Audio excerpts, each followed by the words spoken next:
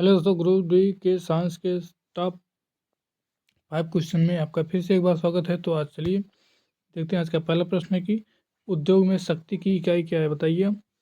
उद्योग में शक्ति की इकाई क्या है, इसमें ऑप्शन दिएगा आपका किलोवाट, वाट, अश्व शक्ति और जूल। तो उद्योग में शक्ति का इकाई क्या हो जाता है आपका, अश्व शक्ति हो जाता है। क्या अश्व शक्ति, एक अश्व शक्ति वाला 746 वाट होता है। कितना, 746 वाट होता है। इस एक शक्ति वाला 746 वाट से भी ध्यान रखना है। उद्योग में शक्ति की क्या हो जाता है आपका, अश्व शक्ति हो जाता है। क्या अश्व शक्ति हो जाता है। चलिए अगला प्रश्न है कि विटामिन की खोज किसने की थी। ऑप्शन दिया गया आपका फंक ने, न्यूटन ने, थॉमस एल्वा एडिसन ने और ग्राहम बेल ने। तो विटामिन की खोज आपका कौन किए थे, फंक जी ने की थी। कौन, फंक, यानी कि ऑप्शन 1 सही हो जाता है आपका। विटामिन की खोज किसने की, फंक ने की। यही बात करें न्यूटन ने बल और बल की परिभाषा दी थी। और क्या किया था,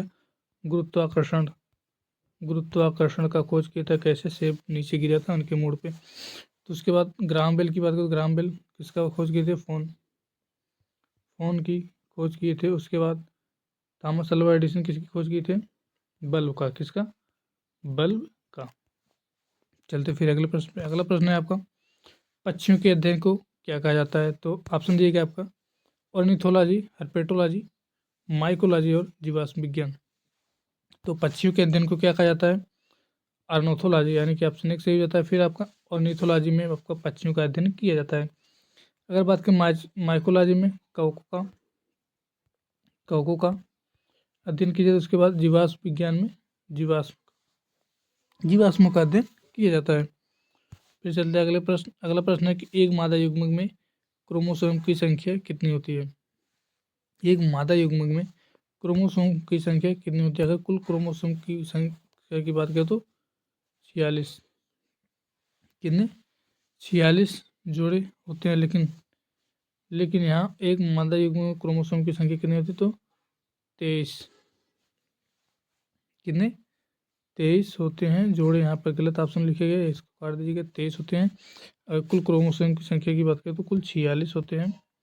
और सिर्फ और मादा की बात करें तो 23 होते हैं, जिसमें से 22 क्रोमोसोम क्या होते हैं, नर और मादा के समान होते हैं। उसके बाद एक जोड़ा जो होता है, एक जोड़ा यानी कि 23वां जोड़ा जो है, क्रोमोसोम अलग अलग होते हैं, पुरुषों के अलग होते हैं और महिलाओं के अलग होते हैं। फिर अगला प्रश्न, निम्नलिखित में से किसे आरम कहा जाता है। आरम किसे कहा जाता है, कौन से धातु को आरम कहा जाता है। तो पहला ऑप्शन कांसा दिया है, चांदी, सोना और तांबा। तो आरम ये लैटिन शब्द है। कैसा शब्द है, लैटिन शब्द है। आरम एक लैटिन शब्द है। आरम यानी कि सोना को हम लैटिन भाषा में क्या कहते हैं, आरम कहते हैं। अगर सोना का परमाणु क्रमांक की बात करें तो 69 कितना हो जाता है, 69 हो जाएगा। कितना, 69 हो जाता है, 69 हो जाता है परमाणु क्रमांक। और इसका प्रतीक चिन्ह की बात करें तो AU हो जाती है। क्या, AU हो जाता है। इसे ध्यान रखिएगा। शुद्ध सोने की बात करें तो 24 कैरेट का जो सोना होता है शुद्ध सोना माना जाता है। लेकिन अगर आभूषण वाला सोना, यानी कि जिसका हम गहना बनवाते हैं, उसके सोने की बात करें तो 20 कैरेट से 22 कैरेट का शुद्ध आभूषण माना जाता है। और 20 कैरेट का भी सोना बनता है। 22 कैरेट का सोना जो होता है आभूषण जिसका बनता है वो शुद्ध आभूषण माना जाता है। तो आज के लिए इतना ही। फिर मिलते हैं। सामान्य ज्ञान के प्रश्न 5 महत्वपूर्ण प्रश्न होंगे। अगर प्रश्न अच्छे लगें, अच्छे लेवल के हों, आपको इससे कुछ हेल्प हो तो कमेंट बॉक्स में जरूर बताइएगा। फिर मिलते हैं नेक्स्ट वीडियो में। तब तक के लिए राधे राधे।